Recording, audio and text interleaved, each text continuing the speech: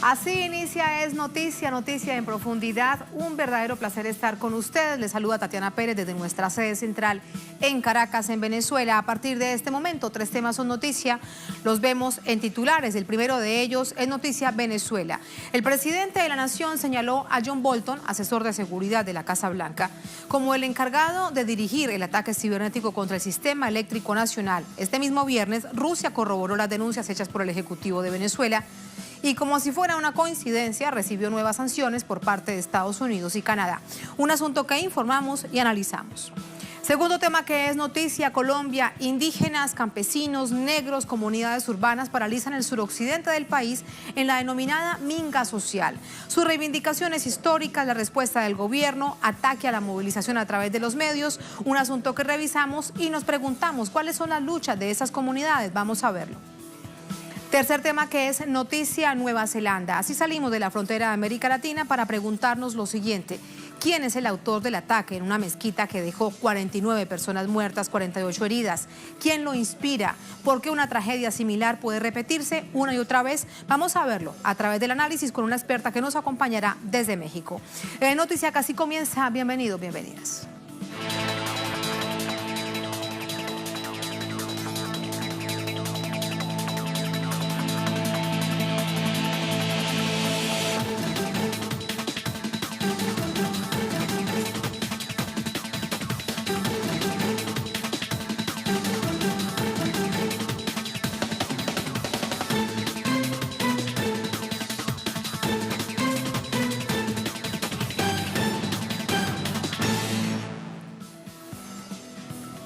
En noticia Venezuela, el gobierno ruso confirma las denuncias hechas por el Ejecutivo venezolano sobre el sabotaje al sistema eléctrico orquestado desde el extranjero. El mismo día, en lo que parece una coincidencia, Estados Unidos y Canadá castigan con nuevas sanciones al Kremlin. Detalles de lo sucedido durante esta jornada a continuación. La portavoz de la Cancillería rusa, María Zaharova, indicó este viernes que el sabotaje al sistema eléctrico de Venezuela se debió a un ataque informático proveniente del extranjero al sistema de control de la hidroeléctrica Simón Bolívar en Guri. Zaharova especificó que se trataba de equipamiento producido en un país occidental, concretamente en Canadá.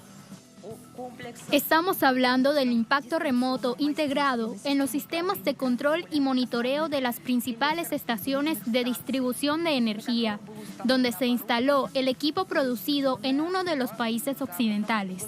Por supuesto, todos los algoritmos de trabajo y las vulnerabilidades de este equipo y los sistemas correspondientes eran bien conocidos por los organizadores directos de la agresión. La canciller rusa añadió que su país está dispuesto a considerar la solicitud del presidente Nicolás Maduro para investigar estos ataques. Horas más tarde, el mandatario venezolano acusó al consejero de Seguridad Nacional estadounidense, John Bolton, de dirigir el ataque desestabilizador. Le quitaron todos los servicios al pueblo en un ataque que hoy ya se está comprobado, fue un ataque dirigido directamente por el gobierno de los Estados Unidos. John Bolton dirigió el ataque al sistema eléctrico venezolano, lo supervisó. Miembros del Consejo de Paz de Estados Unidos de visita en Venezuela manifestaron su rechazo a la política injerencista e intervencionista de la Casa Blanca contra la nación suramericana. Vamos a ir a la Casa Blanca, ya estuvimos allí luchando contra el imperialismo en Venezuela, la guerra económica contra Venezuela, y el 30 de marzo va a haber otra manifestación y otra marcha en Washington. Va a venir gente de todo el país para marchar y decir: saquen sus manos de Venezuela. No debe haber sanciones. Sanciones es una agresión. No debe haber más ataques contra el pueblo de Venezuela. Como si fuese una mera coincidencia, este viernes Canadá y el Departamento del Tesoro de Estados Unidos anunciaron sanciones comerciales contra más de 100 ciudadanos y 15 compañías rusas. El argumento de la Casa Blanca se basa en una acción protagonizada por Moscú en noviembre pasado contra embarcaciones navales ucranianas en el estrecho de Kerch, que conecta el Mar Negro y el de Azov. El gobierno ruso respondió al asegurar que Ottawa y Washington utilizan pretextos artificiales y acusaciones infundadas con el objetivo de ejercer presión sobre Moscú, pero no obtendrán los resultados que esperan. De nuevo, Estados Unidos y sus aliados emplean su política sancionatoria sobre naciones que no se suman a sus intereses. Y prácticamente al finalizar el día, ¿qué más dijo el presidente de la Nación cuando se dirigía en cadena de radio y televisión al país? Le preguntamos a nuestro corresponsal en Caracas, Luis Tavera. Hola Luis, buenas noches, ¿cómo estás? Adelante.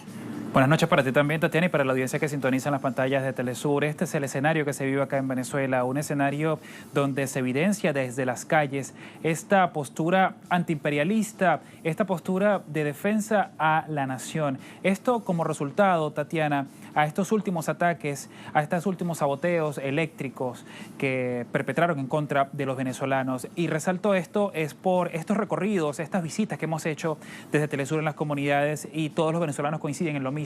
Es un mensaje de unión, un mensaje de paz, y que ellos no aceptarían una intervención militar porque esto afectaría a todos los venezolanos. Hoy, el presidente de Venezuela, Nicolás Maduro, ofrecía nuevos anuncios en materia de defensa de la patria. Afirmaba que es importante seguirle mostrando al mundo esta unión cívico-militar que fue clave justamente para superar estas consecuencias negativas que dejara este golpe eléctrico, que dejara oscuras a Venezuela durante varios días. Sin embargo, también resaltaba que era importante mencionar estos ejercicios militares que comenzarán este fin de semana, Ana Karina Rote 2019. Esto para seguirle mostrando al mundo, decía el presidente Nicolás Maduro, esta unión cívico-militar y esta solidez revolucionaria, pero no nada más revolucionaria por mencionar un partido político, sino revolucionaria por esta gallardía y por esta resistencia que ha tenido el pueblo de Venezuela. Además, también decía que era necesaria la conformación de un comando especial para poder proteger todos los servicios básicos y poder evitar así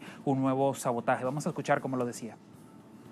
Esto será una nueva estructura de nuestra Fuerza Armada Nacional Bolivariana que surge como motivo de este ataque eléctrico imperialista para reforzar y asegurar todos nuestros servicios públicos.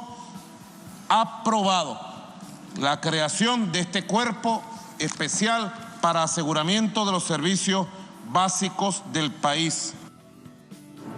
Este fin de semana no solamente estarían realizándose estos ejercicios militares por parte de las milicias bolivarianas, por parte de las fuerzas militares de Venezuela, sino que además será un día de movilizaciones por parte de las fuerzas chavistas, Tatiana. Esto se ha evidenciado durante estos últimos días, estos mensajes de paz, estos mensajes de respeto a la soberanía que han mantenido los venezolanos, pero específicamente los seguidores de la revolución bolivariana. Este es el escenario que se ha visto y se ha vivido durante estos últimos días. Esta semana culmina con una ciudad en tranquilidad, con un país que una vez más le demostró al mundo y a esta guerra mediática que perpetran en contra de los venezolanos que el camino que quieren seguir es la paz. También movimientos sociales, movimientos activistas de los derechos humanos a nivel internacional y también nacionales se han fijado y han alzado su voz en varios puntos en las intenciones intervencionistas, en el golpe de Estado en desarrollo, en todas estas maniobras que forman parte de un plan de desestabilización en contra de los venezolanos. Es así, tal cual. Era un documento que entregaran hoy varios activistas de los derechos humanos ante la Cancillería al Comité de la Alta Comisión, al Comité Especial de la Alta Comisionada para los Derechos Humanos, Michelle Bachelet, que se encuentran acá en esta nación suramericana para poder evidenciar y vivir las experiencias de los venezolanos y poder contrastarlas así con esta guerra mediática, con esta guerra psicológica que se infunda y es tanto denunciada por el gobierno de Venezuela, Tatiana. Y en todo caso, con la expectativa de que ese comité técnico sea transparente y profundo observador de la realidad para que no haya ningún tipo de parcialidad en esta visión que tienen del país. También hemos escuchado eso y resulta sin duda fundamental. Gracias, Luis. Muy buenas noches. Buen fin de semana. Vamos con el análisis. Para ello nos acompaña Simón Colmenares. Él es conferencista internacional, especialista en neurociencia, conflictos no convencionales, guerras de quinta generación, presidente de Profuturo, Centro UNESCO. Nos acompaña también desde Caracas. Simón, ¿cómo estás? Buenas noches. Feliz noche. Un abrazo. Quiero compartir contigo en lo profundo del discurso del presidente Maduro durante esta jornada, prácticamente al finalizar la tarde. Él decía algo que llama poderosamente la atención. El ataque o el ciberataque que sufrió Venezuela desde el pasado 7 de marzo y por espacio de 5 días de distintas maneras es el más grave que se ha registrado en la historia reciente de no solamente o de Venezuela o del continente. Él decía, de la historia del planeta tal como se vivió en estas jornadas en Venezuela. Quiero preguntarte sobre ello, porque lo has estudiado, porque le haces seguimiento a estos hechos que se registran en el mundo. Sí, perfecto. Fíjate, dentro de lo que son conflictos no convencionales, este es uno de los más apropiados y que más le encanta a este tipo de naciones para hacer la injerencia. Es totalmente invisible. Por supuesto hay otros, mecatrónicos, con nanotecnología, tiene que ver con robótica y asesinatos selectivos, geofinanzas, que tiene que ver el daño a la parte financiera.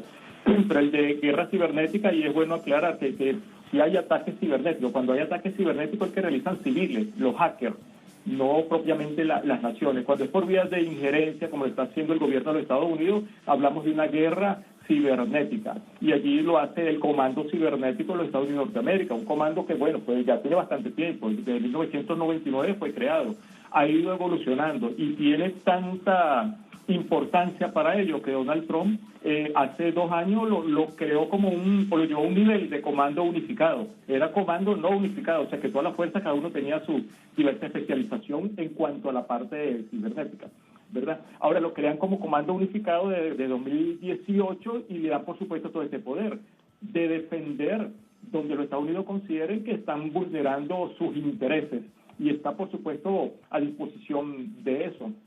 Ciertamente a Venezuela lo han estado atacando, no solamente el más fuerte es ahorita, pero lo hicieron en 2016 con los servicios financieros, tumbando las centrales algunas de los bancos, no había telecajero, no había servicios, fue por allí en noviembre de 2016.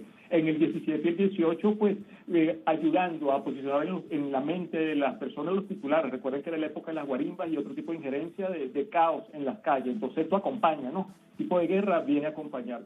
Pudieron haberlo hecho antes, este blockout, pudieron haber hecho antes este daño porque ciertamente tienen armas para permitirlo, más cuando la empresa que estaba contratada para generar este tipo de la parte de informática, el software del Burio, de la empresa Simón Bolívar, la más importante de Venezuela, una empresa canadiense, o sea que ellos plenamente dominan eso. Ahora, lo realizan ahorita porque eso va a un ataque que va por etapas, por escalada. Pongo un ejemplo, como he dicho en otras oportunidades, eso tiene que ver con la parte social, la parte cultural y la parte emocional que tienen los países. Decía que por lo menos Brasil, Chile, Colombia son países altamente deprimidos, o sea, depresivos, en depresión. Allí realizan eso en su momento, un bloqueo en estos países por la depresión de las personas, de la parte social, del colectivo, genera un caos enorme. En el caso de Venezuela, hay pocas estrategias que han funcionado, porque en Venezuela la población no es depresiva. Puede que Simón, ¿y por qué precisamente utilizando esa misma palabra en Venezuela no hubo el caos social que se estaba esperando? De hecho, algunos titulares se anticiparon a hablar de caos social y la verdad es que no lo había, por fortuna. Con tranquilidad, con paciencia se asumió estos días prácticamente de oscuridad nacional. ¿Por qué en Venezuela no pasa esto? Hay 2 factores muy importantes. Uno es psicobiológico, que es humano, y el otro a nivel estructural. El estructural, que es el que tiene que ver con su laboratorio de guerra. Para esta parte de guerra cibernética, es la misma gente de cuadros de oposición, quienes ya han sido atacados con esta guerra no convencional neurológica. Ellos viven en otro mundo, ¿verdad? Que es el que siempre dicen. Y por supuesto la información que ellos pasan directamente al Estado norteamericano no es real. Así como hace poco dijeron que se iba a movilizar toda la población hacia el puente de Tiendita para hacer pasar ayuda humanitaria, etcétera, etcétera, pues estas son cuentas que no dan porque son falsas, pues desde este punto de vista no son reales. La parte psicobiológica tiene que ver con que la población venezolana tiene un alto contenido de endorfina, es una población que sonríe mucho, de todo hace jerga, de todo hace juego, de todo hace sonrisa. El ser humano al sonreír mucho, al vivir en mucha alegría, pues segrega endorfina, segrega dopamina. Y esto, por supuesto, no deprime, simplemente genera una población que vive en alta resiliencia, totalmente. Entonces, cada uno de estos momentos no va a generar caos, que sí hay que tener cuidado, que es una población que puede pasar a estados de estrés. Por eso es que tienden a agudizarse, desde mi punto de vista, de esta guerra no convencional, desde la parte de guerra cibernética, con las próximas sanciones, que es lo que han estado hablando, de que afecten pues los servicios de la población, pero ya el servicio personal, hablaron de Mastercard, hablaron de todos los servicios electrónicos que tienen que ver con Visa y así sucesivamente, ir generando estrés e ir estimulando internamente desencuentro en la población. Y eso es, Simón, eso es evidente, que una situación de estas inédita para los venezolanos genere estrés, genere zozobra, genere tensión, sobre todo con un aspecto que también resulta fundamental para analizarlo, Simón, y son las redes sociales, porque también estaban inundadas de mensajes temerarios. La energía no va a llegar hasta dentro de un mes. Esto realmente va a ser el caos, no va a haber agua, no hay cómo cargar celulares, lo cual quiere decir entonces inmediatamente en la mente se piensa no va a haber comunicaciones, esto va a ser horrible. Sin embargo, fíjate que nada de eso sucedió. ¿Es lo que estaban esperando y se actuó rápidamente o cómo lo lees tú? Sí, en el caso de las redes sociales son de suma importancia para este tipo de efectos y de guerras, ¿no? De injerencia, por el tipo de población altamente joven, población millennial, la población de nativos digitales. Son gente que, sobre todo el nativo digital, el más reciente, son personas que dependen 100%, están conectados al Internet. Entonces, fíjate, hay una cuenta que sacaron mal, porque cuando esta gente depende 100% de Internet para estarlos inoculando y manteniendo el odio, manteniendo el estrés, manteniendo la incertidumbre, y con este efecto lo que hicieron fue desconectarlo de las redes. Entonces, son personas que el que estaba sintiendo odio siguió sintiendo odio, pero al ser desconectado entró bajo el estrés, bajo la ansiedad, y por lo menos los primeros 2 días, desconectado de todo tipo de redes, las personas neutralizaron el efecto que a ellos les costó prácticamente 1 año realizarlo. Por eso es que posteriormente empieza un bombardeo de centrales energéticas para tratar de que eso se mantenga y generar mayor estrés. Entonces, esta cuenta allí, pues no hubo, como en las otras oportunidades de ellos, pues no les dio. Y como en política 1 más 1 no es 2, en este tipo de guerras no convencionales también para ellos es una sorpresa, porque están explorando un campo que si bien tecnológicamente lo dominan, pero a nivel de la parte social, a nivel de ideológico, no tanto, sobre todo por el componente espiritual que tiene el pueblo venezolano, que allí afecta de modo contrario a los intereses de lo que ellos consideran, pues, para ser dominados. Sí. Es muy Es difícil. decir, Simón, no contaba el gobierno de los Estados Unidos, particularmente quienes estuvieron al frente de de este ciberataque, que habrían un pueblo que actuaría de la manera como vimos. De hecho, estaba también revisando las imágenes con este análisis y dan cuenta justamente de la situación de esos días en la ciudad, en Caracas, en otras ciudades de esta nación suramericana, y sobre todo el papel que jugaron los trabajadores del servicio eléctrico del país. Sí, eso es correcto, ¿no? Sin embargo, no obstante, como siempre he hecho desde hace muchísimos años, es importante que sobre todo nuestros países del mundo sur, pero en este caso la patria venezolana, el gobierno venezolano tome acciones más proactivas en este sentido, porque tenemos que tomar la vanguardia en esto, ¿no? La parte neurocientífica, la parte cuando se hace instrumento de guerra, eso hay que dominarlo con tiempo, para poder generar estrategias que puedan prever estas situaciones, porque esto ya está previsto y va a seguir, pues. Son las guerras invisibles que dan mayor resultado, y no obstante por eso es que ellos han invertido tanto en estos temas, más cuando les interesa sobre todo tratar de recuperar la especie de superioridad que han perdido, y por eso los ataques que tú mencionabas al principio contra Rusia, tratar de quitar el cordón umbilical ruso y de la Unión Europea, que en cierto modo se mantiene, también van a atacar a la Unión Europea desde algún punto de vista, para tratar de mantener el control, la supremacía y la unipolaridad. Por supuesto, no es nada fácil, más cuando es algo exploratorio, porque hablamos desde el punto de vista sociológico, antropológico y la parte cultural. Es novedoso, pero ellos aprenden rápido, por eso también hay que tener estrategias que se aproximen y que se adelanten a estos hechos. A propósito de Rusia, exactamente lo que planteábamos en titulares, ¿es una coincidencia o ya en esos asuntos de la geopolítica mundial donde están en el centro Rusia y Venezuela, nada es coincidente y la declaración de apoyo permanente del gobierno ruso le pasa factura a través de nuevas sanciones por parte de Estados Unidos y Canadá? Canadá, que de hecho también, como bien nos contabas hace solamente minutos, está involucrada en el ataque cibernético porque es parte de su tecnología. Sí, totalmente. Son los creadores de esa tecnología que fueron contratados. Por eso digo, de ellos haber querido hacerlo antes, lo hacen. Simplemente esperaron un momento que ellos consideraron oportuno. En el caso de Rusia, simplemente desde que era Unión Soviética, que de 1990 hasta el 2000, que hubo una época, yo llamo de reposo, que le permitió a los Estados Unidos de Norteamérica mantener, recuperar y sostener una superioridad, una supremacía. Luego ha sido muy dinámico estos últimos 19 años de Rusia, ¿no? En la geopolítica, de muchísimas alianzas, y tiene un papel realmente muy importante en el mundo, así como China. Pero más Rusia por el poderío militar y es activo en eso, y lo ejerce, y lo ejecuta, sobre todo, ¿no? En las Naciones Unidas, se hace respetar. Entonces ahí hay hay, como siempre he dicho, un equilibrio estratégico que los Estados Unidos de Norteamérica, por ejemplo, su gobierno, trata de dominar y trata de romper, atacando a sus propios aliados, como hemos visto últimamente. Entonces, es un ajedrez que están tratando de mover estratégicamente de modo diferente, ¿no? Reaprendiendo totalmente, y así debemos hacer todos. Reaprendiendo después de todo este juego geopolítico que nos impone el gobierno de los Estados Unidos. Gracias, Simón. Buenas noches. Buen fin de semana. Buenas noches a todos.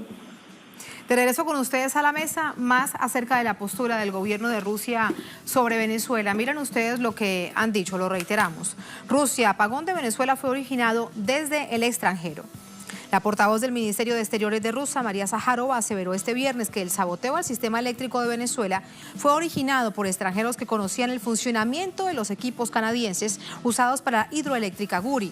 Abrimos comillas, el sector de energía eléctrica de Venezuela fue objeto de ataques desde el extranjero por personas que conocían el funcionamiento de los equipos eléctricos usados en el país. Según datos del gobierno legítimo del país, encabezado por el presidente Maduro, también con base a informaciones de otras fuentes confiables que confirman la información, el sector electroenergético venezolano sufrió un ataque desde el extranjero, aseveró la portavoz de la Cancillería rusa. Información que ustedes encuentran en nuestra multiplataforma www.telesurtv.net.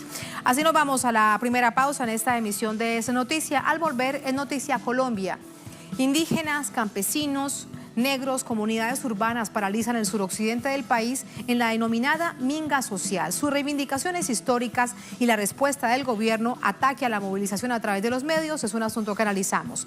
También nos preguntamos cuáles son sus luchas ancestrales. Vamos a verlo al volver, aquí en Es Noticia.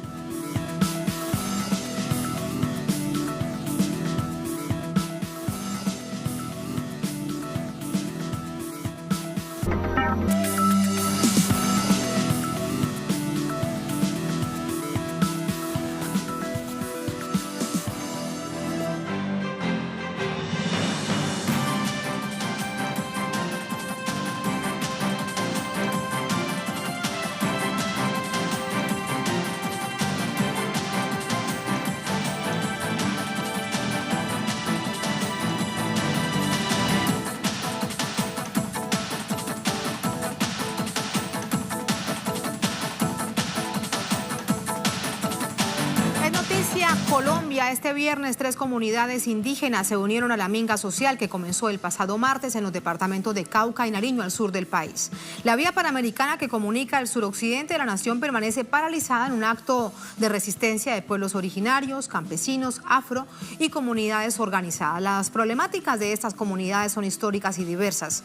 Pasan por el abandono social, la discriminación, el uso de sus territorios para la guerra interna y la falta de reconocimiento a su cultura y costumbres. Por eso, una vez más, se movilizan en la llamada minga por la defensa de la vida, el territorio, la democracia, la justicia y la paz. Desde el martes pasado exigen dialogar con el presidente Iván Duque, quien envió en su nombre al alto comisionado de paz y 2 viceministros. Hace un año una movilización similar, muy parecida, culminó con un plan de compromisos adquiridos por el entonces presidente Juan Manuel Santos. Las comunidades denuncian que los acuerdos son letra muerta y los problemas se han agudizado.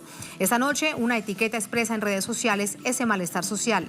Duque, venga al Cauca, es lo que le piden al presidente colombiano. En su cuenta de Twitter, la organización Caucupana Nordeste publicó: Duque, venga al Cauca, escucha a las comunidades indígenas y campesinas y cumpla lo pactado. Es deber del Estado respetar la vida y la integridad de la población que se moviliza exigiendo sus derechos, no más represión del SMAT. Por su parte, el movimiento alternativo indígena y social escribió: Duque, venga al Cauca, debe entender que no hay mayor justicia que defender la vida. Ese ha sido y será la consigna de los pueblos ancestrales en el sur occidente y en toda Colombia.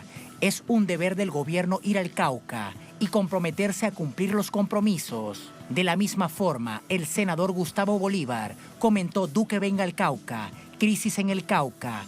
Las comunidades se organizan para exigir respuestas y la visita de Iván Duque, él dice no tener tiempo. ¿Por qué tiene tiempo para trancar la paz, para llevarnos a un conflicto con Venezuela y no para atender a nuestros indígenas?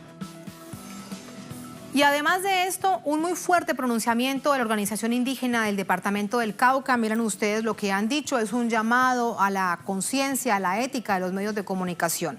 Pronunciamiento frente al cubrimiento periodístico de los medios regionales y nacionales sobre la minga del suroccidente. Es un amplio texto de llamado a que se conozca en profundidad la situación que viven los indígenas y todas estas comunidades en el suroccidente colombiano. En particular quiero destacar lo siguiente.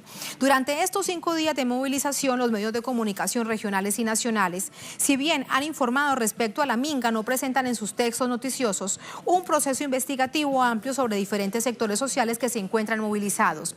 En cambio, dice el comunicado que ven ustedes en pantalla, sí exponen datos y cifras de las pérdidas económicas por el bloqueo en la Panamericana, es la vía principal, favoreciendo sectores privados y criticando las formas sobre el procedimiento de las comunidades que han agotado todas las posibilidades de invitar al diálogo al primer mandatario. No obstante, teniendo la posibilidad de ir al lugar de la noticia, los medios toman imágenes de redes sociales sin fuente ni contexto con el fin de denigrar la minga, con comentarios titulares tendenciosos que invitan a promover el odio, el racismo y la estigmatización a los pueblos movilizados en esta vía panamericana.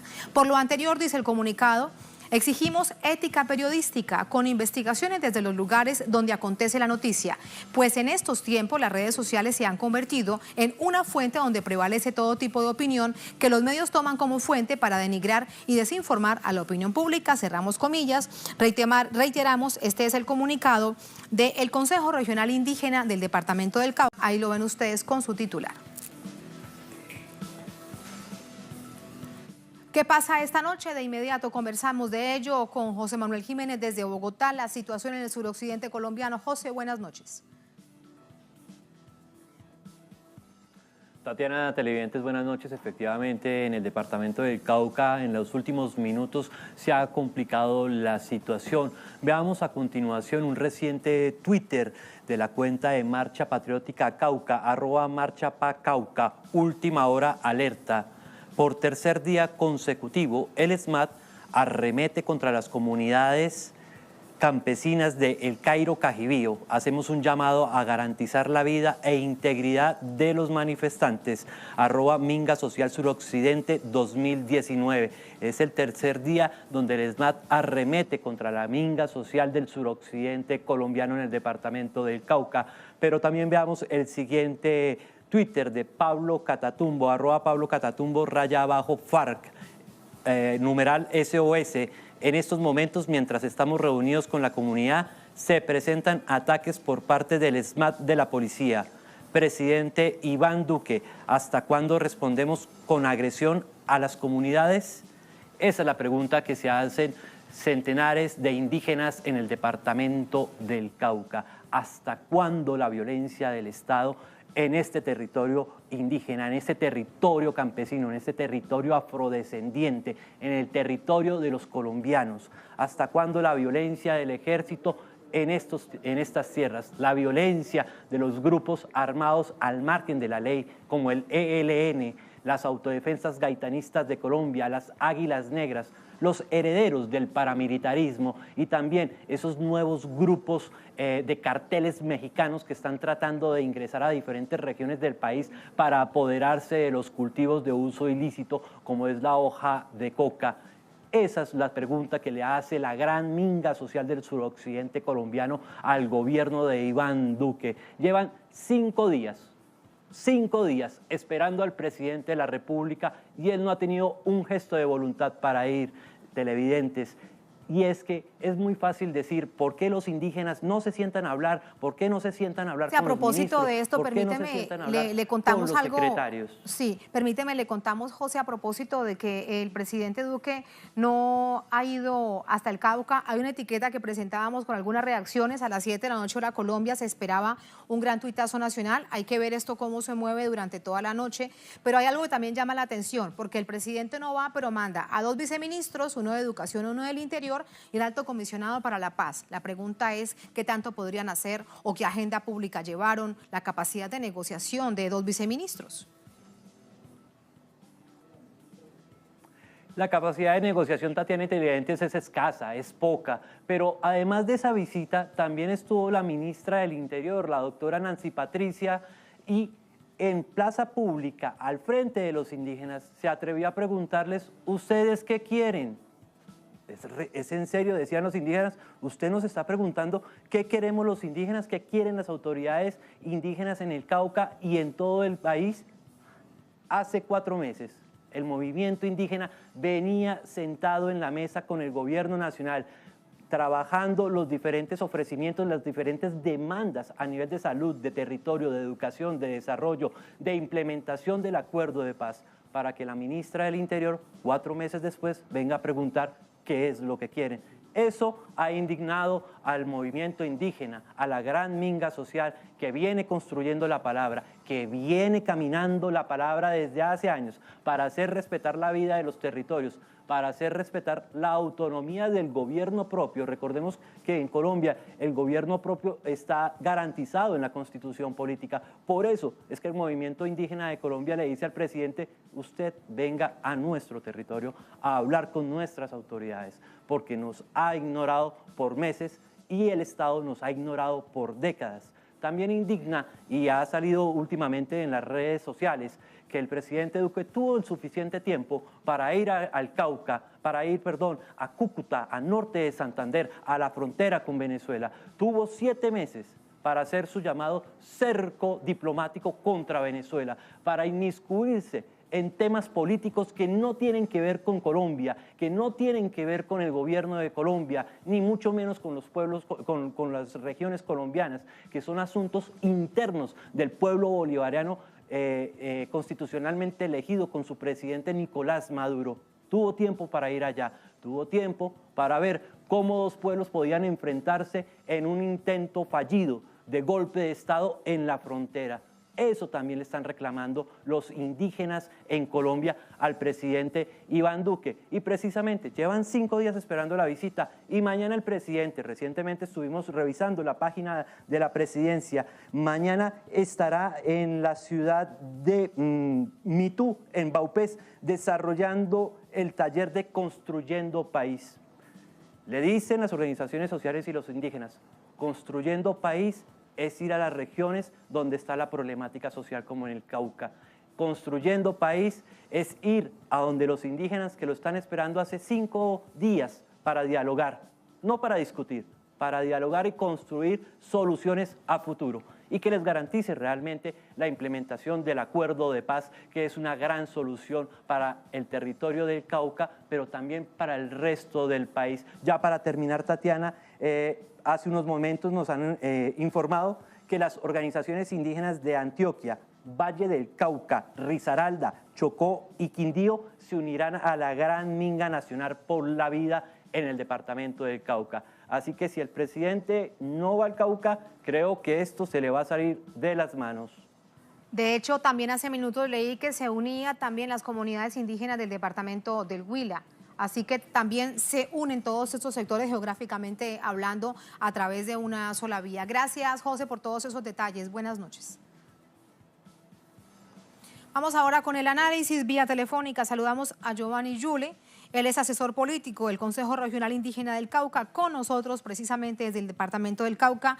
Giovanni, buenas noches. Específicamente, ¿en qué parte se encuentra usted? Buenas noches, ¿cómo está? Un saludo a todos ustedes y a todos los que nos están escuchando por este gran medio de comunicación. Estoy en el sitio El Pital, donde está el corazón de la Minga por la defensa del territorio, la democracia, la justicia y la paz.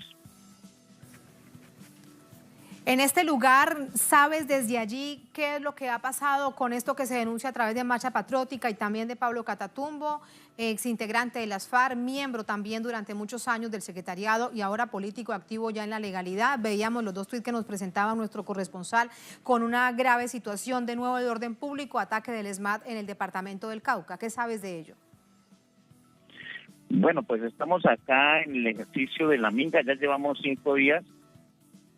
Nos hemos movilizado el departamento del Caldas, el departamento del Huila, parte de las autoridades indígenas del Valle y el Consejo Regional Indígena del Cauca CRI, más las comunidades campesinas del departamento del Cauca. De igual manera, a esta amiga se han venido multiplicando otros puntos de bloqueo de las vías hacia el sur, hacia la salida del Huila, del Cauca, hacia la salida del sur, y de igual manera con la posibilidad de que se multipliquen algunos otros puntos en el Valle del Cauca. Habemos entre todos, entre los que estamos acá en el Pital, más los demás que están en los otros puntos, habemos cerca de 25,000 mingueros, que estamos haciendo pues el llamado al presidente de la República para que se haga presente y así establecer la conversación que estamos reclamando los sectores sociales y populares que estamos participando en la minga. Hemos visto que este es un llamado. Sí, dime, adelante. Este es un llamado que hemos hecho. Personalmente se le entregó la carta al presidente Iván Duque 2 días después de haberse posesionado, o sea, el 9 de agosto, para que viniera a establecer esa conversación en el departamento del Cauca con el movimiento indígena y las organizaciones sociales. Pero esta es la fecha que no ha llegado. Además, hace más o menos 25 días se le envió al presidente en el marco de la minga la convocatoria para que asistiera el 12 de marzo a la minga. No ha sido posible hasta el día de hoy. Nos mandó unos ministros, la ministra del Interior, el alto comisionado para la paz, nos mandó al ministro de Agricultura. Después de 1 hora de ellos haber llamado al presidente de la República, manifestó la ministra en plenaria de la minga que el presidente estaba ocupado y que no tenía agenda para venir a establecer esa conversación con las comunidades que estamos movilizados en el marco de la minga. En el día de hoy nuevamente viene el alto comisionado para la paz a establecer el protocolo y la ruta de la venida del presidente, y ha manifestado que entre el lunes y martes pues él establece la conversación con el presidente para mirar a ver si de pronto viene. Eso quiere decir que este gobierno de Iván Duque lo que está... Sí, Giovanni, que la situación de las comunidades indígenas, afrocampesinas, todas estas comunidades del suroccidente colombiano no son una prioridad para el gobierno colombiano. ¿Cómo lo perciben ustedes? Por supuesto, es que ese es el problema que tenemos acá en nuestro país, en Colombia, que sistemáticamente los gobiernos han venido incumpliendo sus deberes constitucionales de hacer las inversiones pertinentes en todos los territorios y más aún en los sectores más vulnerables. Tenemos muchos acuerdos incumplidos con los gobiernos y ahora este gobierno nos está incumpliendo también porque le hemos manifestado de que venga a establecer esa conversación.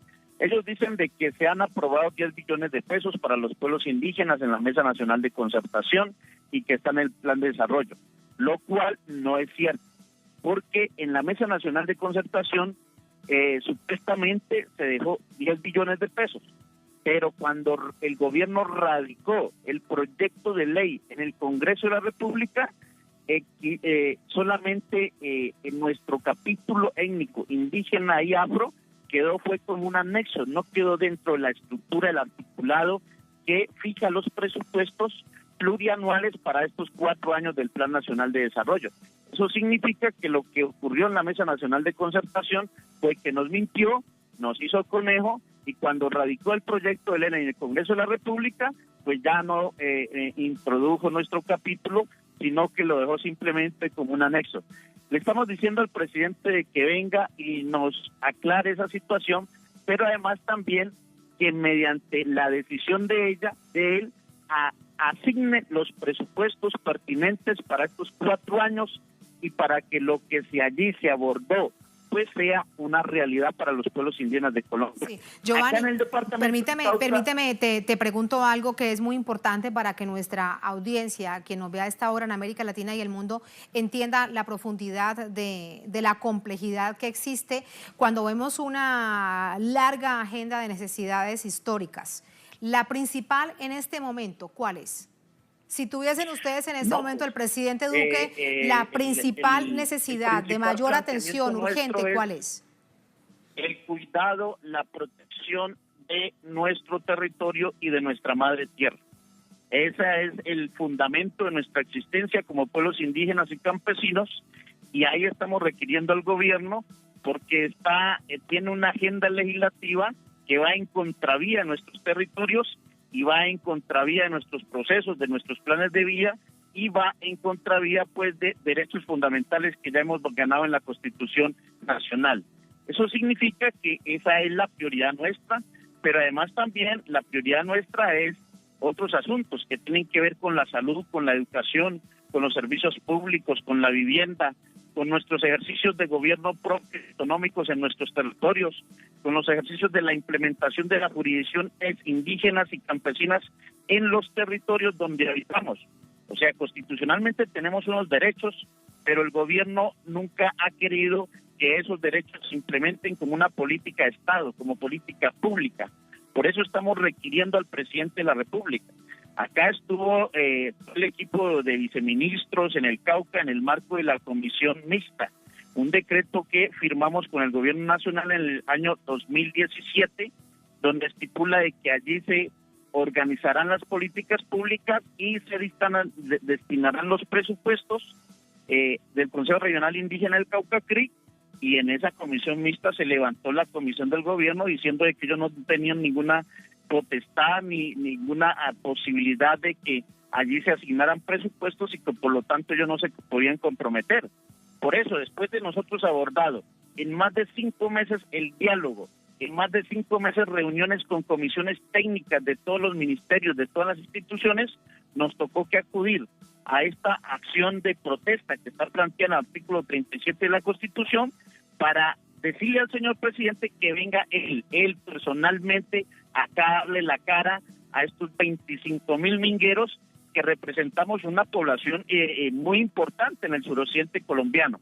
4 departamentos que estamos reclamando pues que venga el señor presidente no solamente a responder por los acuerdos incumplidos, sino también a responder por su mal ejercicio de gobierno. Giovanni, no podemos entender cómo... Sí, permíteme, me queda algo por preguntarte que resulta muy importante porque es parte, pareciese, de una matriz a través de medios de comunicación que intenta imponerse en Colombia. Y es que la minga social, la minga indígena, ha recibido dinero de organizaciones como por ejemplo la guerrilla del Ejército de Liberación Nacional. Hay otra serie de acusaciones que también sale de la fuerza pública colombiana. ¿Qué responden ustedes? No, pues esa es una estigmatización. Siempre el ministro de Defensa, el presidente, la ministra del Interior, lo que hacen es estigmatizar cuando nosotros salimos a reclamar nuestros derechos y salimos a hacer planteamientos y debates que están en contra de la implementación de sus políticas. Han dicho que esta minga la van a reprimir con todo el peso militar de nuestra nación, de nuestro país, y pues estamos nosotros aquí esperando a ver qué ocurre. Lo cierto es que ya hay más de 30 heridos por ataques de la fuerza pública, de los SMAT, porque detrás de los SMAT, además de arrojar gases, nos están disparando con armas no convencionales. Tenemos 2 heridos graves, uno en la ciudad de Popayán y otro en la ciudad de Cali, con arma de fuego. Con esos recalzados le están disparando a la población civil y pues están intimidándonos, además de que van a mandar pues toda la fuerza, de tal manera de que nosotros tengamos que levantar esta minga.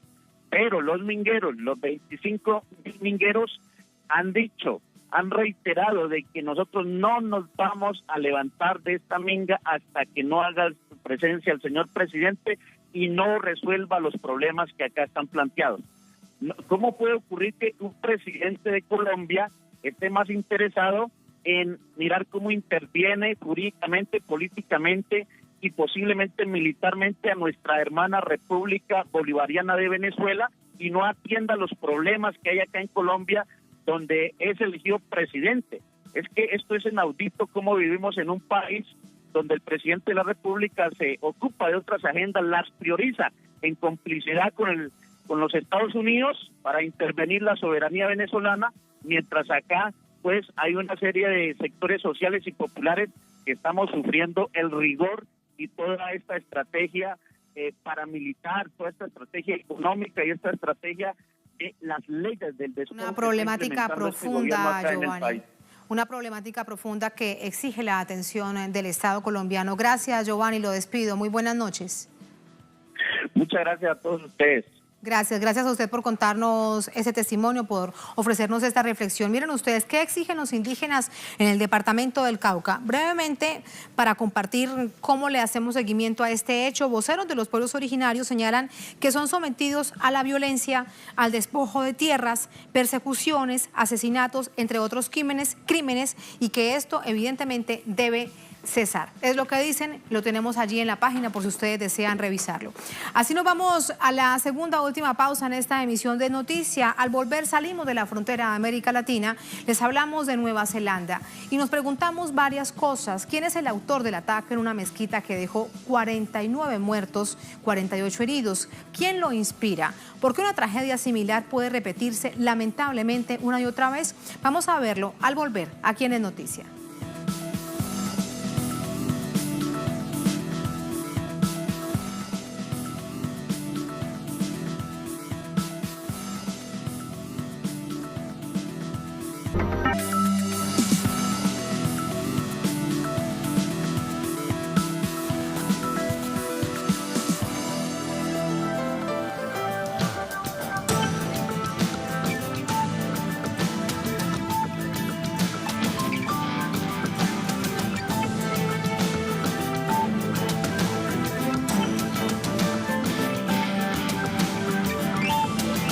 Como si estuviese sacado de una película de terror. Así comenzamos con Noticia Nueva Zelanda. Se da esta tragedia de este viernes en la ciudad neozelandesa de Christchurch, que vivía uno de los peores tiroteos de esta nación oceánica. La masacre a la mezquita Al-Nur evidentemente da cuenta de los motivos racistas y xenófobos de su atacante. Viernes sombrío y plagado de dolor en dos mezquitas en Nueva Zelanda. El saldo, 49 muertos, 48 heridos, 4 detenidos, uno de ellos posteriormente dejado en libertad.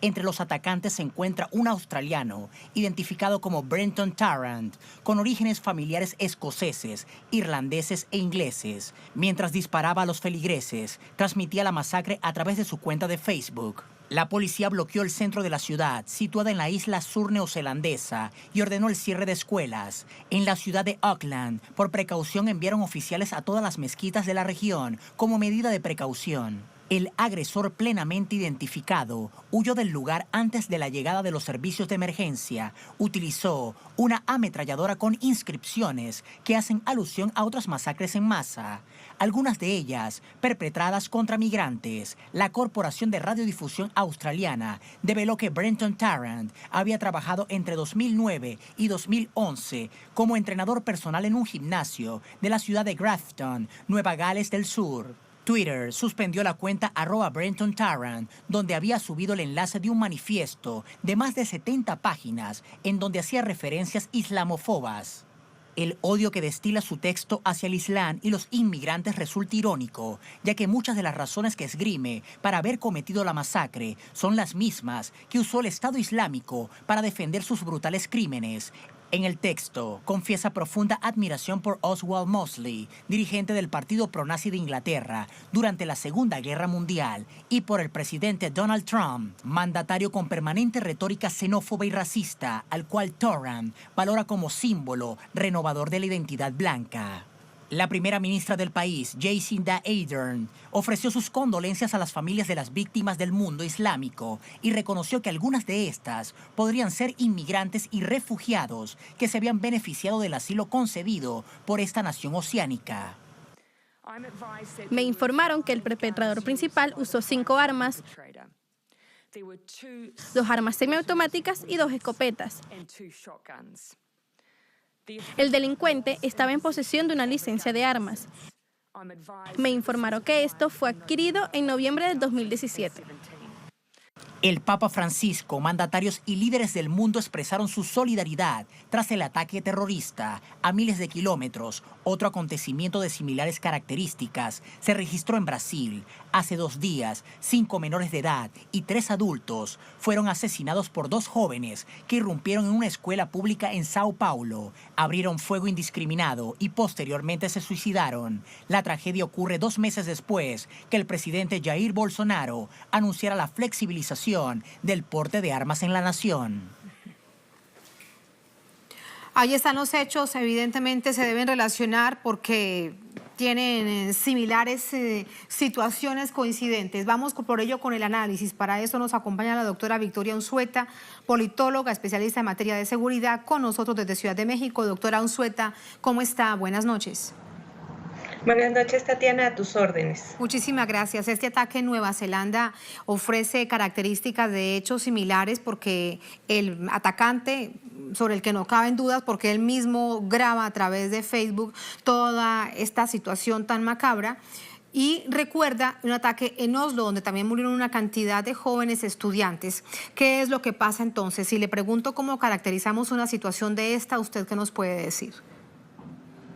Bueno, lo que estamos viendo es una extremización de las posiciones en relación a las minorías, y esto viene generado no solamente, aunque se ve muy reflejado en las posturas del presidente Trump, pero en todos los gobiernos que han hecho acciones en contra de estos grupos minoritarios.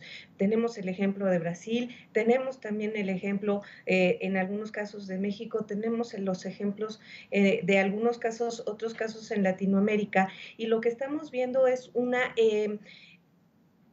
confrontación de las sociedades en términos de los discursos políticos y en términos de cómo se asumen las responsabilidades a partir del ejercicio del poder. Quiere decir entonces que aquellos gobiernos que llegan al poder, como en el caso, por ejemplo, del presidente Jair Bolsonaro en Brasil o el presidente Donald Trump en los Estados Unidos, tienen alto nivel de responsabilidad en situaciones y en masacres como estas? Sí, por supuesto. El lenguaje que confronta, en lugar de ser un lenguaje que tendría que ver con la fraternidad, con la hermandad, con la tolerancia en el mínimo de los casos, los orilla a las personas pues a actuar en consecuencia. Es decir, no es una situación que se genere de la nada, es una generación que viene promovida a partir de las redes de poder y que no es contenida por el propio gobierno, por los propios gobiernos. Entonces lo que tenemos es, por un lado, una polarización extrema y por el otro lado, una nula contención. Esto lo que nos hace es que todas las manifestaciones xenófobas, todas las manifestaciones en contra de cualquier grupo minoritario, entonces no pueden ser contenidas como serían en democracias mucho más consolidadas, mucho más fuertes y que tienen mecanismos de control para este tipo de situaciones. De hecho, sorprende porque se da en una nación, en términos generales, muy tranquila, que profesa el respeto a la democracia, a los derechos humanos, que recibe a migrantes o personas en calidad de refugiadas. Eso, de hecho, también lo planteaba la primera ministra de esta nación. ¿Falta acaso mayor entendimiento de la sociedad de esas políticas que asumen gobiernos? Yo creo que falta prevención.